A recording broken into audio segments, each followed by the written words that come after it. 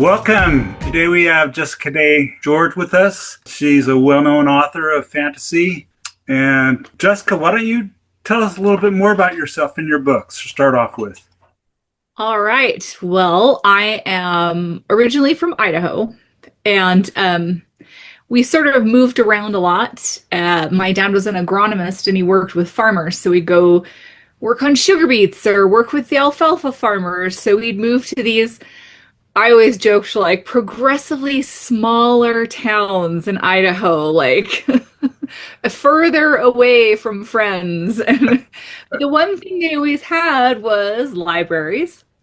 And right as we were getting ready to move from Pocatello to Rexburg, um, I discovered that author was a job you could have because we had to do a book report, which I did not want to do at all. Because all I liked to read up until fifth grade was the Beverly Cleary books. I was a Ramona Quimby girl. The Babysitters Club, I think, had just started. I know the Sweet Valley twins and their weird adventures had just started. And I was not into that. I did not like anything. The school that I was at the time, the teacher that I had was very strict about this is a boy book, this is a girl book. And so, if it was like, and I swear it was always like, if it was exciting, like surviving in the wilderness, you might be attacked by a panther, like wolves, I was like, ooh, and they'd be like, that's for boys. So here's a girl book that's probably about babysitting or getting a pony and then your pony gets sick. And so I was not into books until we had to do a book report. And then following that, you had to do a biography of a famous person or someone you admired anyway.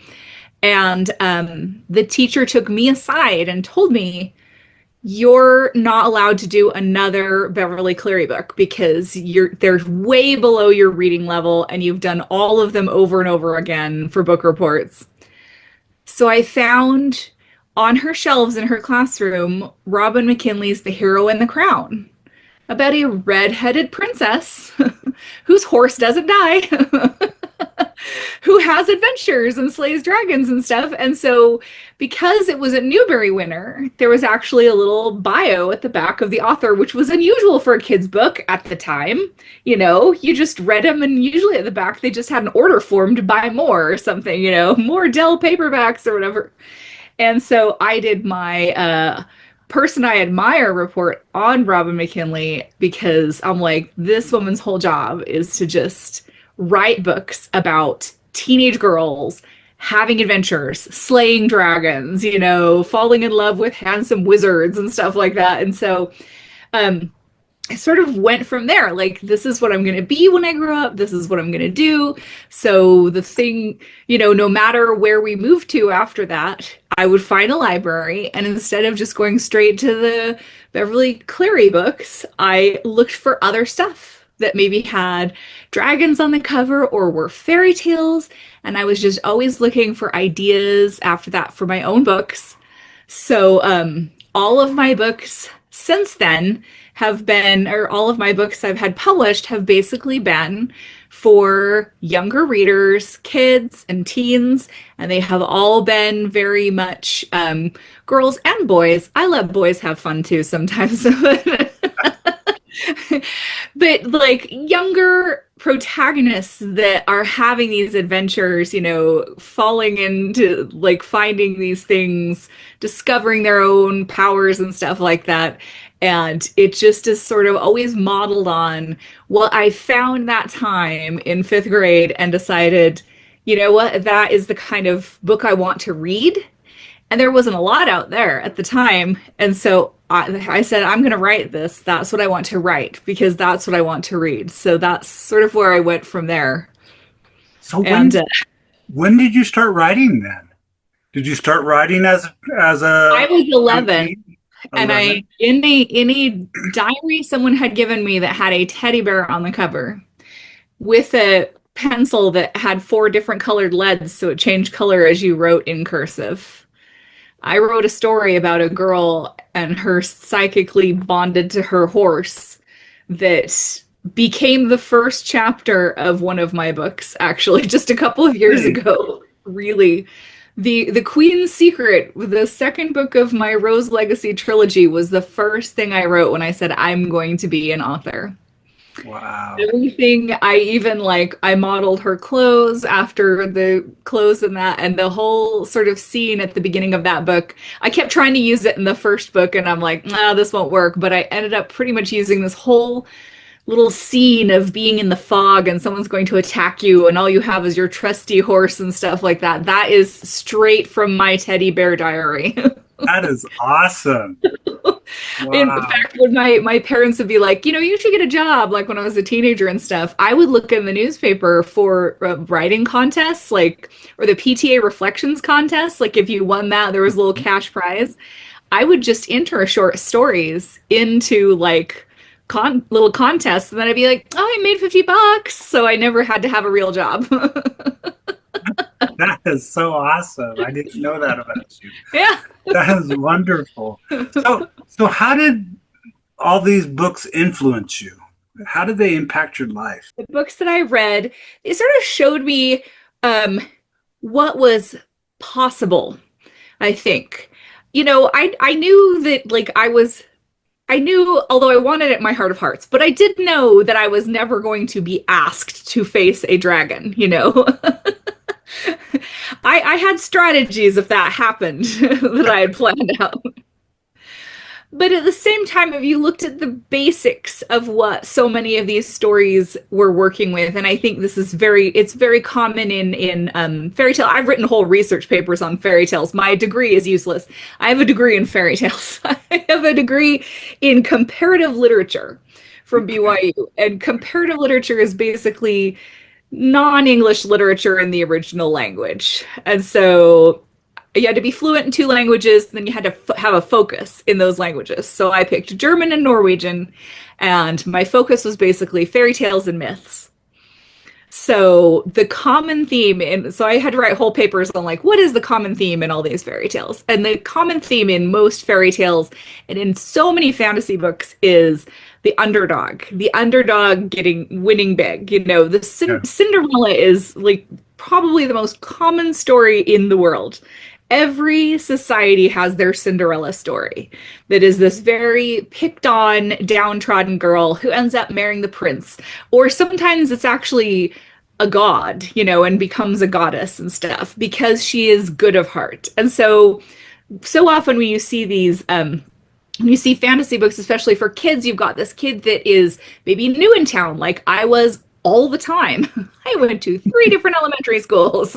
So, you're new in town. You don't have a lot of friends, but you're the one that, finds the magic box. You're the one that finds the cave that has like portal to another world or a dragon baby unit or something like that.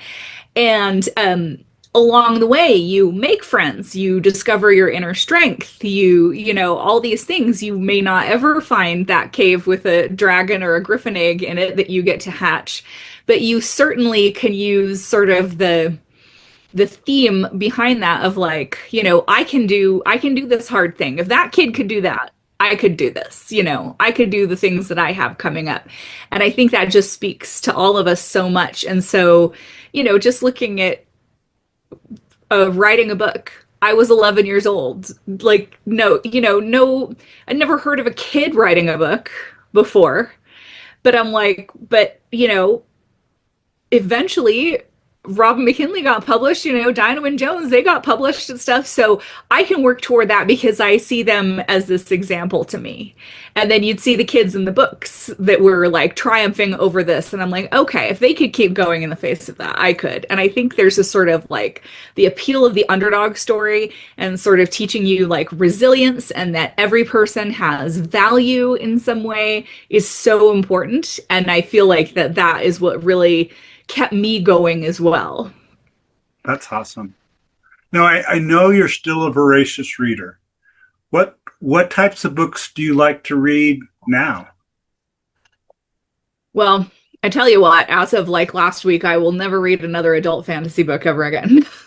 I've been a judge for the World Fantasy Award this year. Oh, So really? between January and end of June, middle of June, I have read like 200 fantasy books. Oh, wow. Like every book published in 2024 has come across my desk essentially, and all of the other judges. There's thank heavens I'm not doing this alone. There are five judges, and we all are like, I'm so tapped out. I'm like making lists of like very cheesy rom-coms that I will be reading next. Like, but no, um, I I will read anything. Like I really will read anything now because I do love to read rom-coms because they're fun and little flirty romance and stuff. That's fun. I read tons of middle grade. I like not just fantasy, but I love Gordon Corman. I just finished linked his wonderful book about anti-Semitism and hate speech that he wrote just a couple of years ago. A gorgeous book. And so I love to read anything. I would say my weak spots are horror and because I won't go that far. Yeah. Like I'm too squeamish for that. And poetry. My sister loves poetry and she'll send me poems and I'll be like, that was very nice. But I'll pick up just about anything else. Thursday Murder Club, love it. The Martian, I've read more than once. I will read anything. So, I know you love dragons, yes, everything dragons. yes, Um, Tell me the story behind that. Why the love for dragons? In fact, your first series was Dragon Slippers, if yes. I'm correct. But tell me the reason for that, the love of dragons. Do you want to see my biggest dragon? He's Oh, right there wow. on the floor. That's Gorbash. He's named after one of the dragons in the Dragon of the George. But so my parents went to Walt Disney World when I was little without their beloved children. They went by themselves to Disney World. And so they brought us each a present, and they brought me a picture or a t-shirt with Dreamfinder and Figment on it. The original Figment ride, the original Journey into Imagination in Epcot was was sort of a steampunk adventure where you went into this ride and you were seeing this man called Dreamfinder and he was showing you how he captured dreams and brought them to people, and his sidekick was a little purple dragon named Figment. Mhm. And they also brought me a stuffed Figment, which I still have upstairs. I've got multiple more, like the shelf behind me, one of those shelves is entirely different versions of Figment, except for the original. He is upstairs lovingly in my bedroom. But I've got all my little purple Figments. But the reason why they got that for me was because Dreamfinder had red hair. I was Mm. the only person in my family with red hair. My parents did not have red hair. I'm the youngest of four kids. Everybody had dark brown hair. And then I have bright red hair. And it was even brighter as a child. And so anytime she saw something with a redheaded character, my mom would get it for me. Like I had many different versions of strawberry shortcake, but none of her friends because she was the only redhead. I have Anna Green Gables, like anything like that. Annie, I had Annie dolls. I had Annie everything, like, but nothing else. Like no friends for Annie to play with. Like no friends for strawberry shortcake, just her clones, just because they had red hair. So my mom goes on this ride, and here's this man with red hair and this red beard and stuff like that. And she brings me a t-shirt with him on it, and then also the stuffed purple dragon. And I latched onto that dragon. Dreamfinder, whatever, but the dragon. I don't know what it was. And if you've never seen Figment, he's sort of like the original Pete's dragon, but smaller. He's purple and he has orange horns, and he's the figment of imagination. And I latched onto that. That is my ride. Like the new version is not as good. but I still go on every time. And then when we go to Epcot, and then my husband just knows you come out of that ride into a gift shop, and he just waits by the door while I load up on any new products with Figment on that I don't already have. I have all the t-shirts, I have all the socks, I have all the pins, I have all the stuffed versions of him stuff. He just was my thing. And so then, anytime after that I saw a dragon, I was sort of just attracted to it. Like, oh, look at this dragon. And there was Smaug in The Hobbit, which I thought was just a cartoon until I was much older. We had the scary, we grew up with the scary Hobbit, huh? Like, I don't know if you've seen that cartoon. Terrifying stuff. But I loved Smaug and I loved the way he talked and stuff. And so anytime after that, when I saw that Cover of the Hero of the Crown has a redhead with a flaming sword fighting a dragon on the cover. I mean, it was specifically tailored to me. Anytime I saw a dragon, there was just something so appealing to me about it. And I love the stories where the dragon is your friend, reluctant dragon type of stories. And I love the ones where it's like this horrifying creature that must be gotten rid of. I don't know. There was just always something about it. But it started when I was 4, and I have books and pajama pants, and like a friend the other day just brought me little gold earrings that she found that were little dragons on them, and she's like, my kids were like, what are these birds? And I said, nope, it's a dragon, we have to get it for Jessica. So do you still seek out books with dragons in it, or? Oh, and it's really weird, but the only thing I've never read is Wings of Fire. And every time I go to school visit, kids are like, so you love, because I talk about how much I love dragons, and so you love Wings of Fire. And I'm like, I do not know what it is, but I have never picked up a Wings of Fire book. And my daughters read the first one, I think, way back in the day. But my daughter, something's off with her. I don't know. She doesn't like fantasy. We're not sure what to do about her. Both my sons super into stuff like that and everything, and my daughter is like, there is no hard science involved in the machinations of this dragon's, digestive tract. I'm out. So way back in the day when that series, like I first started hearing about that series, I got the first one, and my daughter read it and goes, no, no. So I don't know.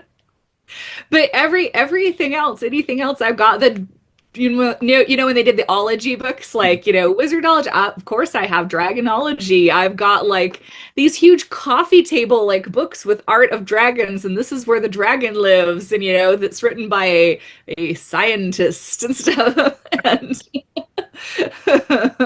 anything with dragons I'm still like really drawn to. So That is awesome. When you go to start or write a new book, is there a certain way you approach it, or certain things you do to prepare to write it? What's your process like? it sort of depends on where the idea for that book came from.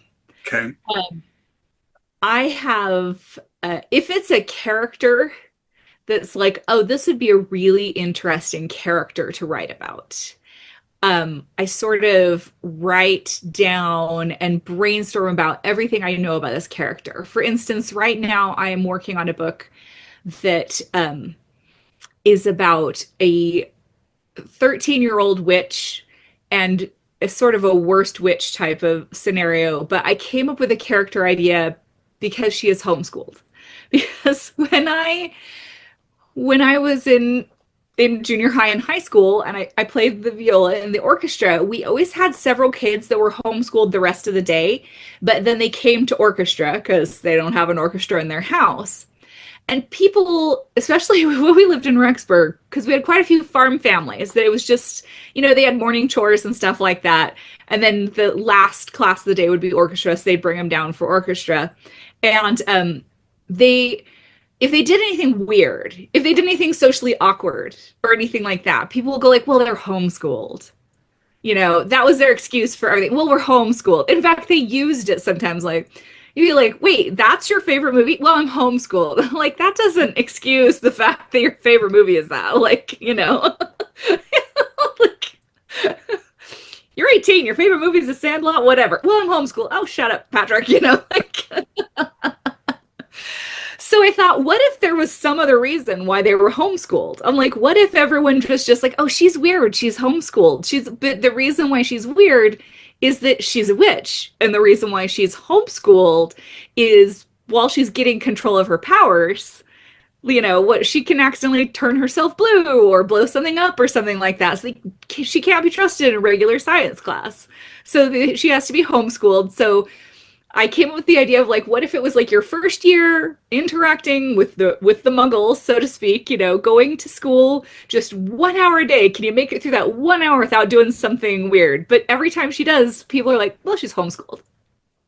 So I sort of developed this character and her family, her mom, her little sister, who's really in the thick of the phase of turning her hair pink and their house also pink and everything her favorite color pink, and stuff, and them having to like conceal that from the neighbors and, growing big trees so that you can't see what's happening in their house and it muffles the explosions and then everyone driving by going like, they have like no grass. Instead, they have these weird plants in their yard. Well, they homeschool, but it's their mom's potion garden, but they're like, oh, they homeschool.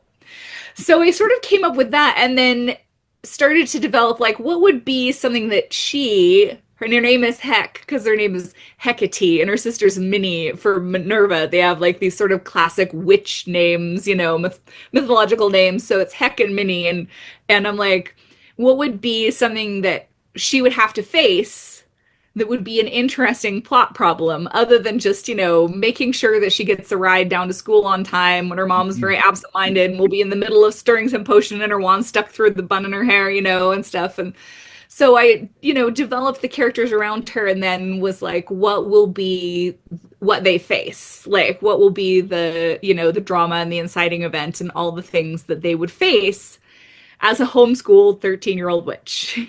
So sort of like coming up with that and then like making sure that so I've actually rewritten this book several times and it's still not done because it's very exploratory. Like she could do, she could have this adventure, that adventure. I've taken out one subplot and put it aside. Like this would be great in a second book now that they're more established and, and it's taking a long time, but I'm really loving it because it's allowing me to develop these characters. Then, meanwhile, I've got other stories where it's like the concept behind the story. I'm actually working on a non-fantasy murder mystery right now that is based on the Hardy Boys. Because imagine if like 11, 12 years old, you literally became famous for being able to solve these mysteries. You caught smugglers in the cove near your home. You found someone's kidnapped, like pedigreed poodle and stuff like that. You solved these crimes. Well, now you're an adult almost, and something really bad happened, and you're like, can I solve this murder? Like, can I solve this murder? Because the two brothers have found out that a lot of the things that they did that they became famous for as kids were setups.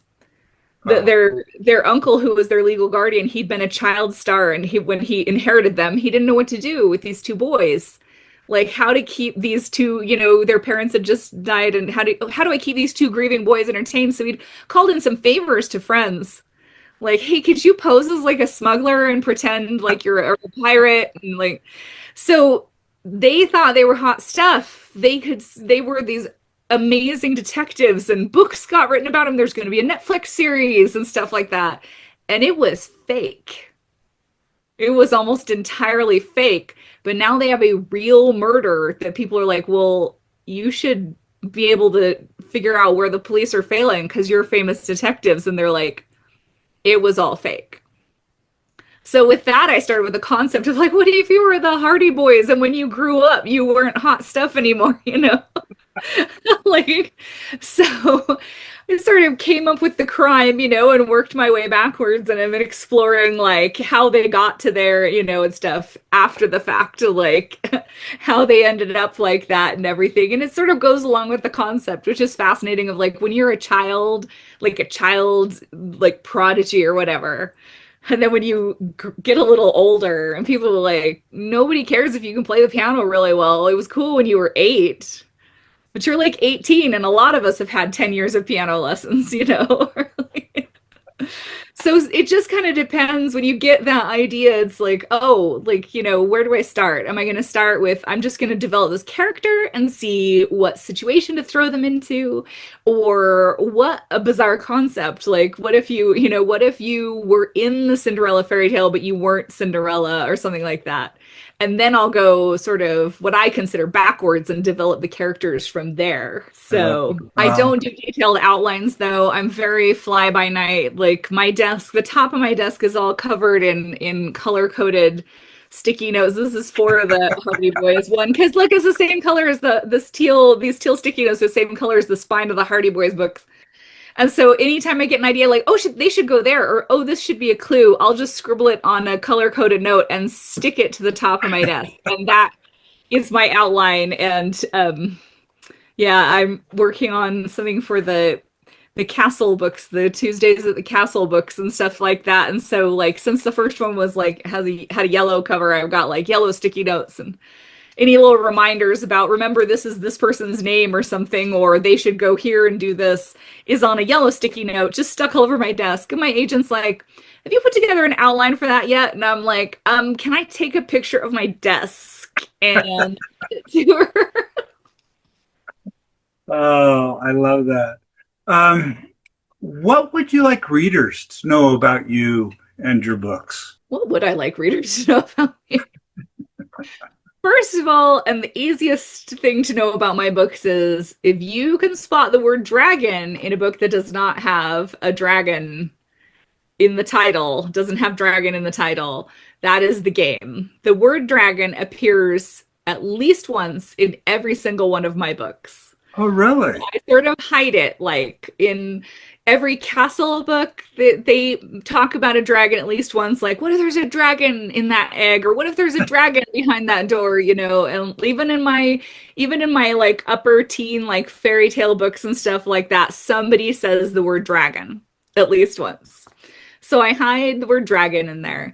But I basically, with all of my books, what I want readers to find about them is I want them to have had a good time. Okay. Like, I'm not, I mean, hopefully there's like good moral modeling or something in there, to go along with it.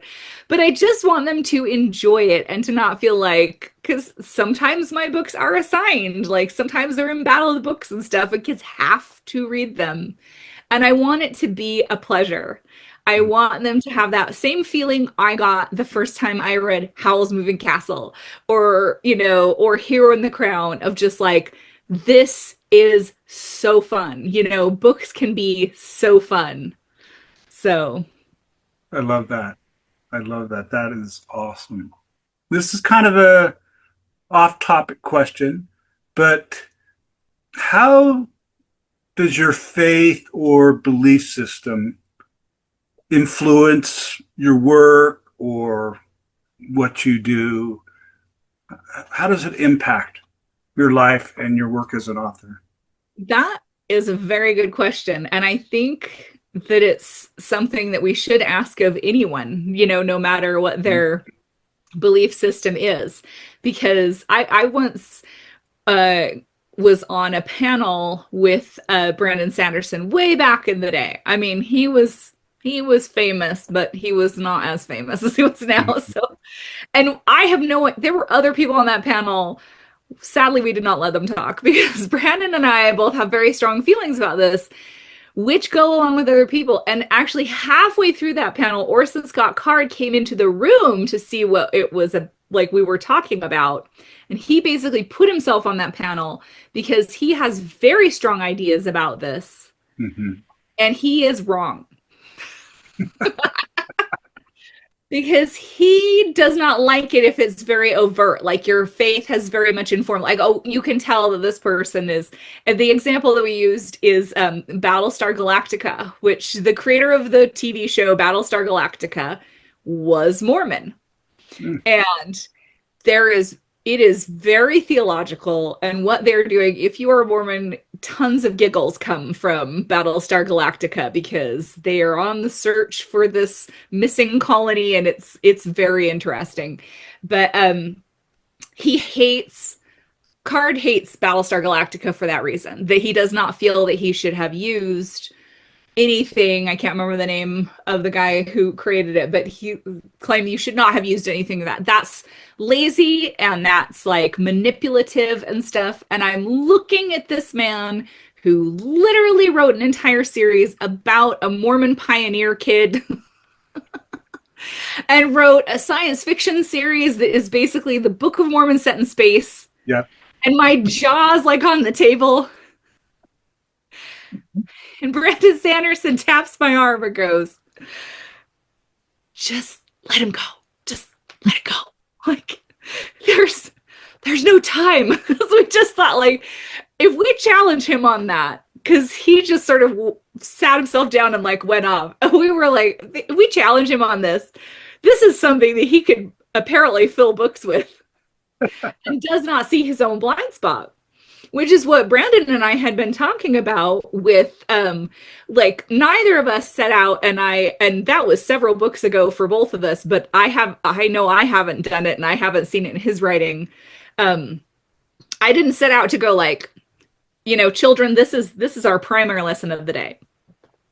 Sure, there's a magic talking horse on the cover of this book, but in actuality, this is going to teach you the principles of this part of the Book of Mormon.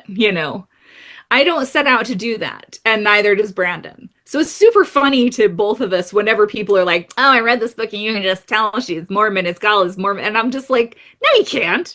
No, you can't. At no point did these girls leave their fantasy world and go to church camp or something like that. You can't tell. Like, I don't suddenly advertise swig halfway through one of my dragon books or something like that.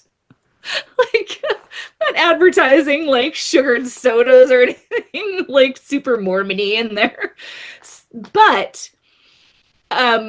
when I think of a villain, when I think of someone who's actually a villain, and when I think of someone who is a heroic character, those values that I was raised with and that I believe in is what comes to the fore.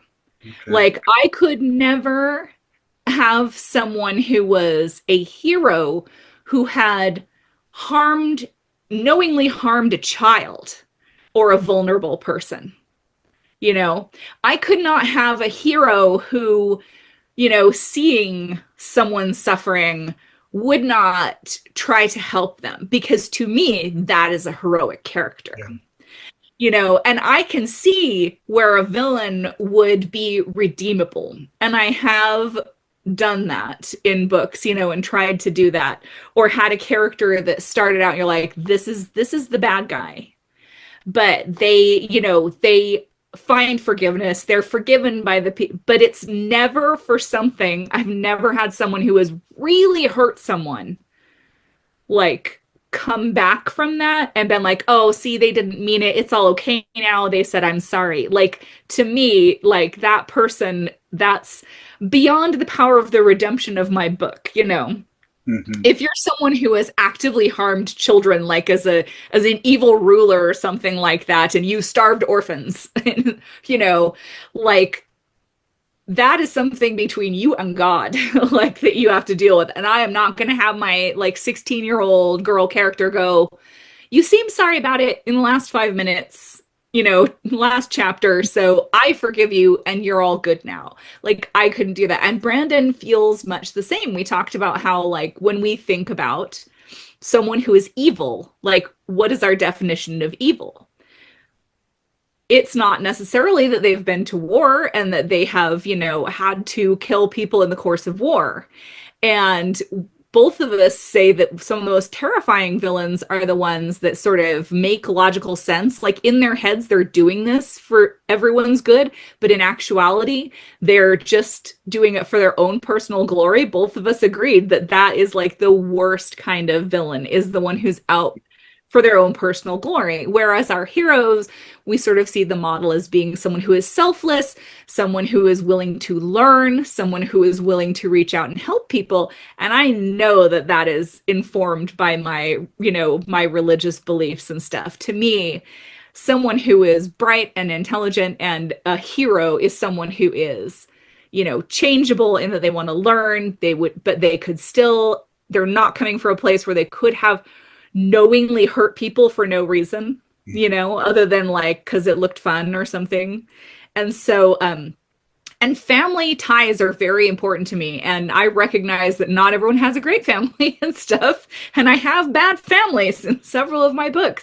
But then I also have friends and sort of found family and found like father figures and mother figures and stuff who've come into the lives of my people, who they've become very close to, who are modeling good behavior to them. And that is a very important thing to me. And I know that's coming from religion. And I see that with a lot of my friends. I know a lot of people who have a very religious upbringing, no matter what it is. And I'll see things in their books where Kelly Barnhill's wonderful children's books, like The Ogress and the Orphans and stuff, where she is modeling kindness, and this horrible, gross looking ogress is teaching these children about not judging others except by their heart and doing good works for everyone in this town and stuff. And Kelly is very religious, and I'm like, I can see that come through in her books.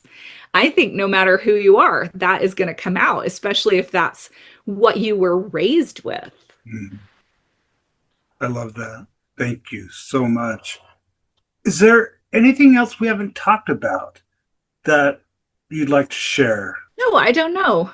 I think we're doing good. Awesome. Well, what's the best way for people to learn more about you and your books? 2 ways. I do have a website. It's jessicadaygeorge.com, and I try to keep it updated with stuff. There's all the information about my books and things like that, and I even have things in there like there's always an inside joke in each one of my books. It's usually someone's name is the name of a character will be someone that I know. There's a reason behind it, so I always include that with each of my books. There's a little info on each of them and where to get them.